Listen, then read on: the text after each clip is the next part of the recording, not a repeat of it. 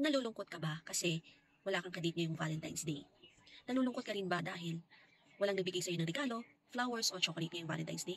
Pwes makinig ka sa sasabihin ko. Okay? Hindi lahat ng may ka-date ngayong Valentine's Day is masaya. Okay? Sa ngayon, oo, masaya kasi nagde-date, nabigyan ng flowers, nabigyan ng chocolate, pero after this day, masaya pa rin ba sila? Or let's say, bagong mag-Valentine's Day, masaya ba talaga sila? So, hindi lahat ng magkasama is masayang nagsasama. Pero kung single ka, wala kang iniisip na iba, may kapayapaan ka, may peace of mind ka sa sarili mo.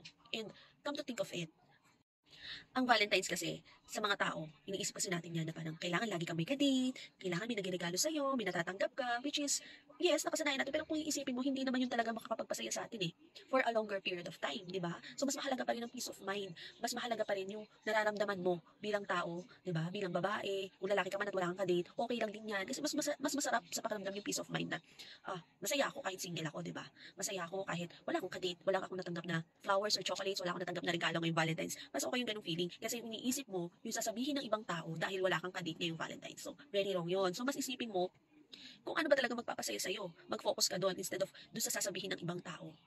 Ngayon, kung ikaw ay single, walang kadate, walang regalong natanggap, walang kahit ano ngayong Valentine's Day, comment down ka. Anong ginawa mo ngayong araw na to at ano ang nakapagpasaya sa'yo ngayong araw na to?